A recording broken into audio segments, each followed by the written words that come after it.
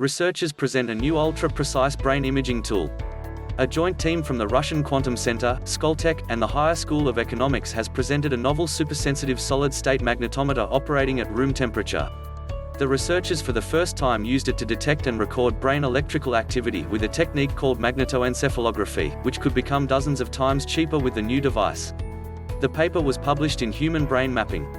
High accuracy is a key advantage of magnetoencephalography (MEG) over other similar techniques used for studying the electrical activity of the brain. Biological tissues are transparent for magnetic fields. However, only a very limited number of laboratories around the world have MEG equipment, which uses either extremely cold liquid helium or high-temperature gas and is very expensive and difficult to manufacture. A team from the Russian Quantum Center, RQC, developed a new sensor using yttrium iron garnet films. This is the first solid-state supersensitive room temperature magnetometer in the world. It is based on a quantum sensor and is capable of registering very weak or deep electrical sources in the brain.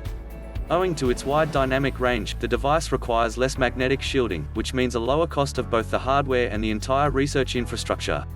To test the new type of sensor in action, Skoltech and Higher School of Economics researchers performed an experimental study, measuring a simple brain-induced field, the alpha rhythm, which constitutes sinusoidal electric currents in the back of the brain. The new sensor successfully detected the onset of alpha rhythm, and the result was validated by other methods.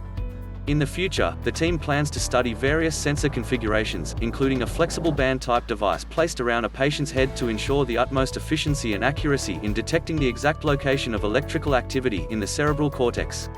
The current findings call for further exploration of the technology and a step-by-step development of a MEG device based on solid-state sensors, which will mark an important step forward in non-invasive neuroimaging and neurointerfaces.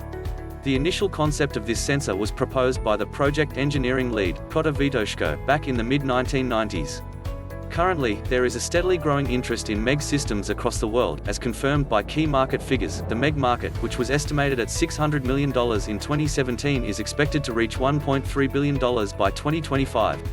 Although our quantum device and the classical fluxgate sensor have similar operating principles, in our case, the quantum exchange interaction helped detect a magnetic field with a magnitude 1,000 times lower compared to conventional solutions.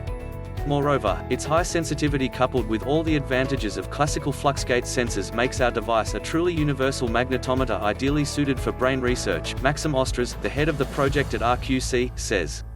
Even the first prototype of the sensor in some cases showed higher sensitivity in MEG as compared to existing systems, which, combined with its simplicity and solid-state nature, suggests that systems based on this technology have a bright future ahead of them. Of course, there is still a lot of work to be done, including further research into the physical properties of the sensor and the development of a new mathematical apparatus that will ensure high-efficiency signal processing for this new specific type of magnetometer, Assistant Professor Nikolai Koshev of Skoltech comments. Given the potentially low cost and high reliability of the new sensors, we hope that MEG will become available and affordable for broader user audiences. It means that patients, doctors, and researchers will have at their disposal a functional brain mapping tool capable of detecting neural networks and sources of neuronal activity with millimeter precision.